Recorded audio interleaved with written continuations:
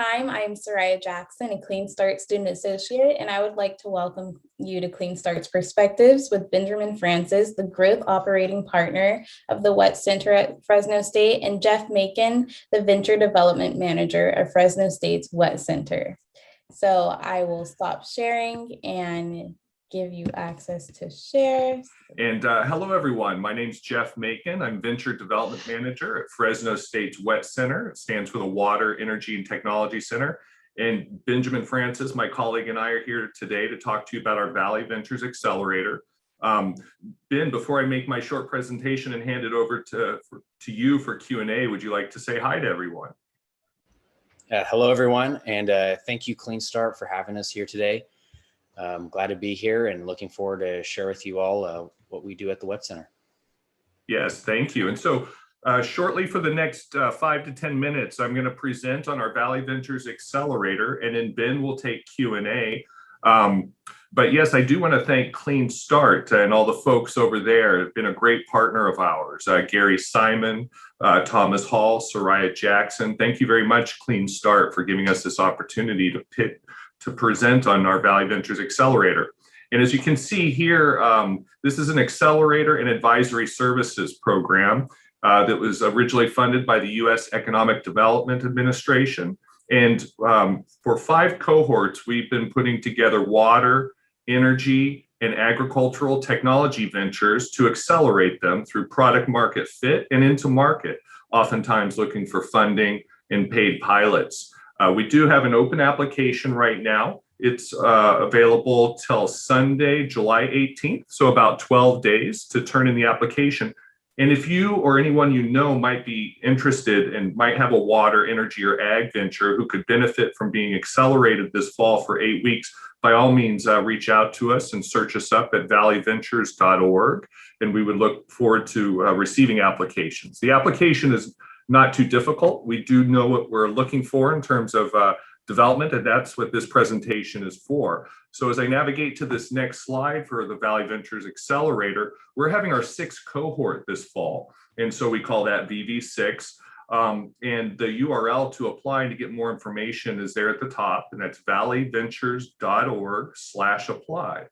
Now, some highlights of this accelerator program is that we've had 60 ventures go through this program over the last 5 years. And collectively, they've raised over $40 million. In fact, Bumistra recently just raised $4 million from Yara International, one of the largest ag tech investors, and Chevron Technology Ventures. And they've done well. And that's a software play to help farmers sequester carbon. But yes, over 60 ventures have gone through our accelerator, raising over $40 million and, importantly, achieving $35 million in sales. So we feel those are good benchmarks for us and the type of companies we're looking for. And the technology readiness level, the second point where the venture is in its progression would be TRL 7 through 9. Which that relates to TRL 7 is where ventures have their technology prototype developed, and they're looking for pilots. They're looking for partners in the market, and hopefully to get paid pilots, to get money for their experiment, to see if they can deliver scopes of work to achieve milestones. These are typically the best fit for our Valley Ventures program, and that's TRL 7 with paid pilots. 8 means you're looking for commercial design, and technology readiness level 9 is that you're ready for full-scale manufacturing and getting to market. And ventures that are a good fit for us are those that are looking for funding. Not all are looking for funding, but half or slightly more. And there's a number of funding sources, particularly in the last 5 years with climate tech and clean tech getting so much momentum. There are a lot more investors in the space, but there are also public funds, grant funds. The California Energy Commission gives out anywhere from $130 to $160 million per year in clean tech grants. As Gary mentioned, Cal Seed will be having grants in the next few months. They'll have applications, and that's for TRL 2 through 4, so very early prototyping, where you can get up to $150,000, non-dilutive grant money, no cash match needed. We've had a number of ventures win that Cal Seed grant, and then there's a follow-up round of $450,000. And then there's Cal Test Bed after that for TRL 5 through 7 with up to $300,000 in vouchers to test a clean technology at one of the University of California campuses and their associated test labs. And that also includes Lawrence Berkeley National Lab. And third point here, actually fourth point, the technology commercialization of your venture. And that needs to be something related to water, clean energy, agricultural. That's the best fit for us in Central Valley. And your technology needs to benefit California electric ratepayers. We are funded by the California Energy Commission and these funds that they put out to help the state reach its carbon neutral goals in the years ahead. And so they're looking for that benefit to our communities, to our society. So if your technology is a clean technology, solar, wind, geothermal, great. That's going to benefit with renewable energy. There's a lot of move towards hydrogen, renewable natural gases and different things, a whole assortment of carbon sequestration solutions. But if your technology will benefit California electric ratepayers, great. But don't overlook things such as water, where nearly 20% of the state of California's energy is used in water. And that's largely conveying water, treating it for ag, for food processing, for semiconductors, for a variety of things. Water is very important. And that includes agriculture. You're growing things with water, you're moving it through the production system and logistics. And so anything we can do to make that more carbon neutral, to hit our climate goals would be wonderful. And that's what we're funded to do. Again, the application deadline for our Valley Ventures Accelerator is this Sunday, September 18th, end of the day. So that's in 12 days. Application for a founder should take maybe half an hour to complete. And it's not a grant application or a pitch deck to investors where you need to have it that perfect. We're looking for ventures who are developing and have some traction in the market and are really looking to accelerate. Now, our accelerator is an 8-week program, and that starts this fall. Just after Labor Day, Tuesday, September 7th, and it goes for 8 weeks up until Halloween, until Thursday, October 28th. And for this 8-week program, we ask up to 10 ventures to come to Fresno the first week for 3 days, Tuesday through Thursday, so that we can get to know each other and get to know some of our team members and introduce you to some experts and get the program going. And then weeks 2 through 7 are online, 2 hours per day, Monday through Thursday.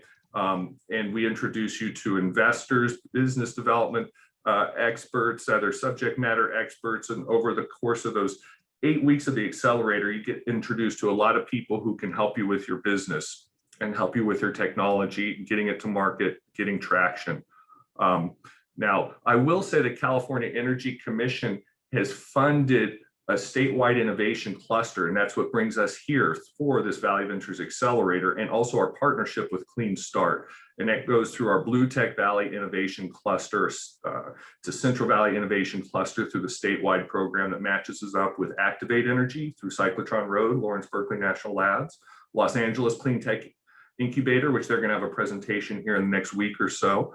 And also Clean Tech San Diego. So it's a statewide program that's been going for 5 years, got funding for an additional 5 years. It allows us and our partners to continue to help these ventures. And we try to really pack in a lot of the very helpful aspects of this program into our accelerator and advisory services. Now, the next slide, going to a new component to Valley Ventures, is in addition to the 8 weeks of acceleration, Benjamin Francis is going to lead our advisory services, and this will help ventures for 10 months from November this year through September of next year, 2022. And Ben will lead this with consultants and experts, whom we bring on board, and we'll work with you on a monthly basis to get product market fit. Product market fit is really important for hard tech ventures, climate tech, clean tech, water, energy, ag tech. Really hard to get a technology into a use case that, can generate market traction and profits. They say it's not just one valley of death for climate tech ventures, it's multiple valleys of death, and product market fit is a really important climb in that journey. And then the next thing Ben will focus on through the advisory services program is growing your company. You really need traction to get growth in a number of ways. It helps you with getting grants, investors, paid pilots, businesses, revenue, and you want that predictable forward revenue so that you can have internal cash flows to, grow your business, but also to get other partners outside to work with you on your positive momentum. And lastly, as part of the advisory services is fundraising. You can do that through internal cash flows if you are making enough money on your sales, which is a wonderful way to do it. You're able to maintain ownership and control of your venture. But many times, as we see with the Silicon Valley SaaS investment models, that funding can be needed to help ventures grow as they move along. For example, Amazon, Tesla, some big behemoths today that went for many years without, breaking even, and they're needing to get traction into new markets. Sometimes that funding is needed to help ventures get through those valleys of death. And there are a lot more fundraising opportunities for these climate tech, clean tech ventures. As I mentioned, the CEC puts out $130 million plus per year. We've had a number of ventures get the $150,000 grants, the $450,000, the $300,000, but also the $1 million, the $3 million grants. And those could be huge for businesses to develop. And then there are investor funds, or there are angel investors, angel groups, venture capitalists. And it's real important to get the right type that fit your model for your timing, because hard tech can take 7 years to develop. And many of the ventures we work with over a period of years for them to become successful. Now, a note as I get ready to turn this over to Ben for Q&A and to talk more about our program is the particulars with Valley Ventures. As an accelerator, we don't provide ventures funding, which many ventures are looking for funding, but because we don't provide funding, we don't get on your cap table or take equity or ownership, and we don't get a board seat or anything like this. So we just get ventures into our cohorts and we accelerate them with our know-how, with our partnerships, with our experts, and getting the right experts in front of you and helping you through the process, in this case for a year. We do ask ventures for a payment of $1,500, and that payment goes to our Fresno State Foundation, a nonprofit 501c3. And upon completion of the 8-week accelerator, if you participated and were active in our accelerator, you'll get $500 reimbursed to you. And so that's what we're looking for in this accelerator. Now, we are really hoping to get applications with 10 good water, energy, and ag tech ventures. And later this month in July, we'll be inviting the 10 ventures to join our accelerator and hopefully have you on board this fall. And again, the applications are due this Sunday, July 18th. And I have our contact information up here for Ben, for myself. Feel free to reach out to us at our csufresno.edu email addresses there. And it's about 9:18 on the clock. And so, Ben, I'll turn this over to you for Q&A. Excellent. Thank you, Jeff. Okay. So, Soraya, just so I understand, are we going to have the audience ask questions? Or are you going to lead questions, Gary? No, I'll start it off here. And then just to clarify, Jeff, I think there was a mistake in one of the slides. It said applications are due September 18th, but everybody focus on the applications are due July 18th. So yes, thank you for that catch. I apologize for the typo. And yes, as it shows on the screen, applications are due in 12 days on Sunday, July 18th. And again, application's not too difficult, about a half an hour sit down to finish those up. So typically, how many applications do you have? You're looking for 10 good companies. Is this like a 1 out of 10 that'll be selected, or what's the experience been? Usually we get, 40 plus applications for our, 10 slots. And that is attributed to us being an accelerator where we're not giving out the funds that most accelerators do, where they give out $25,000 to $250,000 to $500,000. So you really get a lot of ventures applying for those in hopes of getting funds. We don't do that, but we're very well positioned to get water, energy, and ag ventures into the California market. And that's what our success has been with the 60 ventures, 40 million in funding, 35 million in sales. And that's what ventures are looking for with our program. And when ventures apply, I do an online meeting and to make sure they understand the program and what's going on. But then also with our selection of the 10 ventures, I let them know where they stand in comparison to the other applications. So they have an idea where their venture is. So I would say there's, probably a good 1 in 4, 1 in 5 chance for these ventures to get in. All right. Well, that's very helpful. And in terms of what this program is like, how long are the classes then that you have in the 8 weeks that you do virtually? How long are people online? Yeah, real quick on that, because I'm doing the particulars on the schedule. We're for the Accelerator, the 8 weeks, we do 2 hours per day. And so, for example, okay. Mondays would be 10 a.m. to 12 p.m. Pacific time for 2 hours. On, the first week we'll have you in Fresno to meet everyone and do 2 hours, in the morning, 10 a.m. to 12 p.m. on Mondays, and then Mondays and Wednesdays at 10 a.m. to 12 p.m. slot. And on Tuesdays and Thursdays, it'll be an afternoon slot, 2 p.m. Pacific to 4 p.m. Pacific for 2 hours.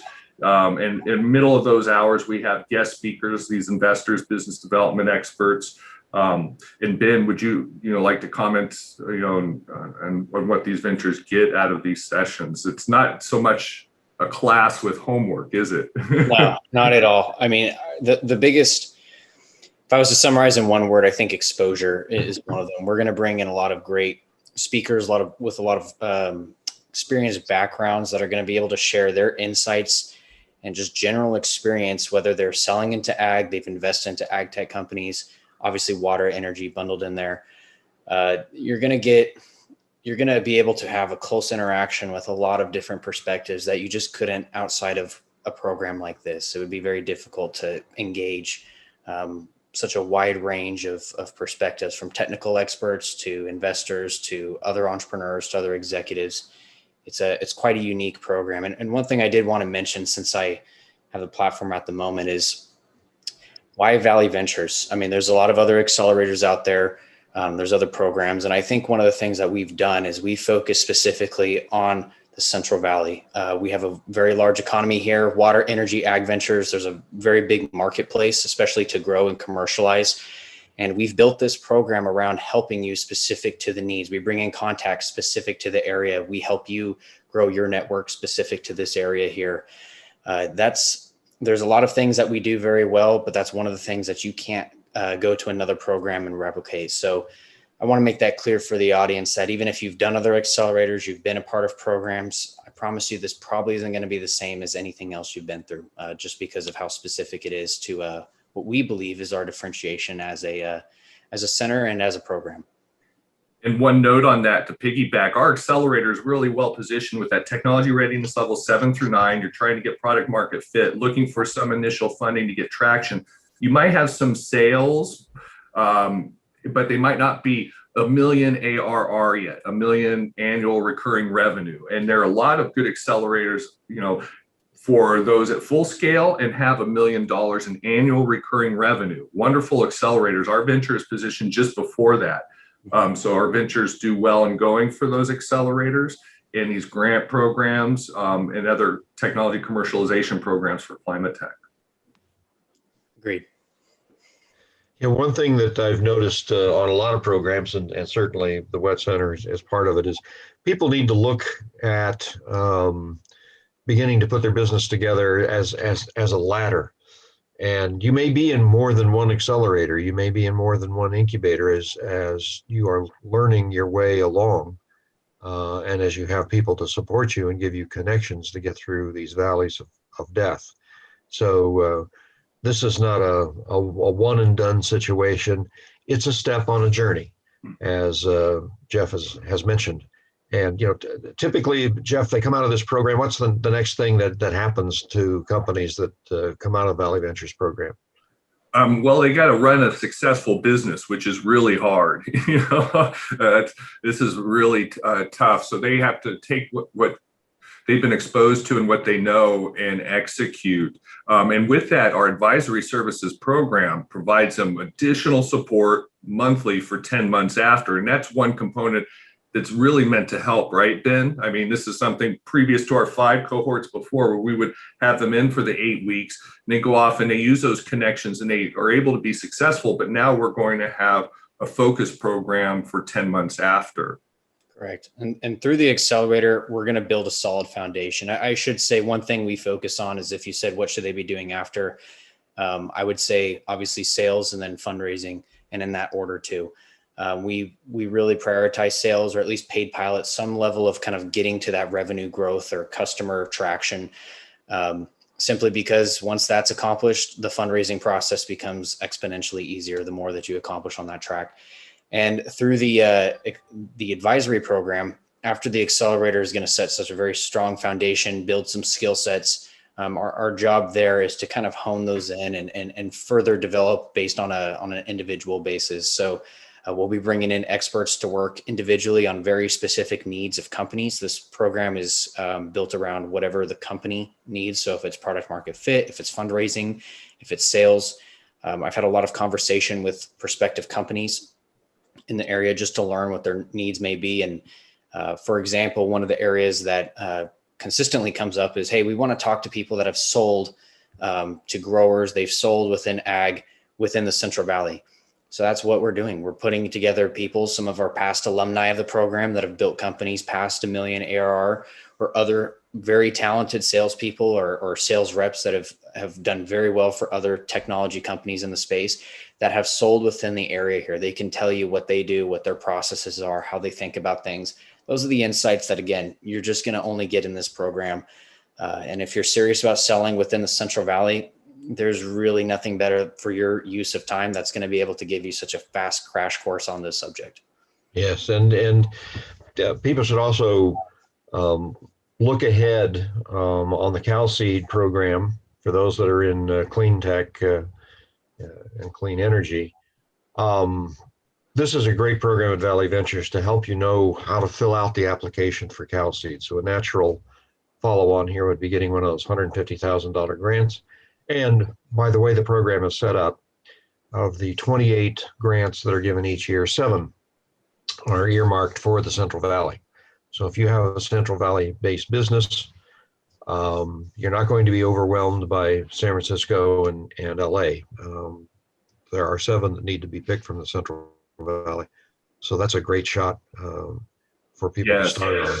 And on that note, that's like Cal Seed and Cal Testbed, we've had ventures that aren't led by PhD founders in science. We've had welders in small towns in Central Valley get the highest score in the state for a technology that helps irrigation water pumps work on only 20% of the energy, saving farmers a lot of money off their energy. And he's able to get $150,000 and develop this prototype. So a wide variety of success stories. And if you're in the Sacramento area, another partner in what we're doing here is Agstart, our sister organization. So go to the website agstart.org. They actually have lab space, but they will continue connections and give you resources in this area, headed by John Sellup as the founder of that. So put that on your list of things to do, and maybe even look at before you join in on the accelerator here, just to make sure that you've got all the resources available to you.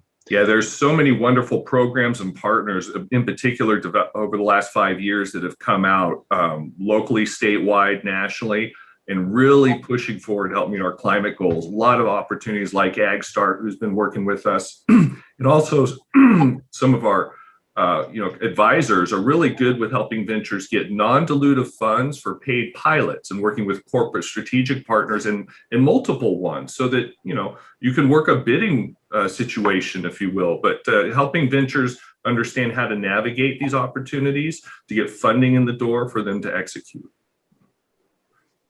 So ventures, when starting up, have a pretty high mortality rate, and often it's because they get the cart before the horse. So if you're thinking of starting a venture, if you're thinking of growing a venture that you've already got online here, please consider joining one of these. It's an investment that's well worth it. But so many people proceed and think they know what a customer wants. They don't do enough of a job on customer discovery. They don't do enough on trying to put together a compelling value proposition. These are all things that you will learn about and why they're so important. But once you master them, your chances of success are very much higher in building your business. So let me turn to see if there are other questions that people would like to ask that are participating in the call.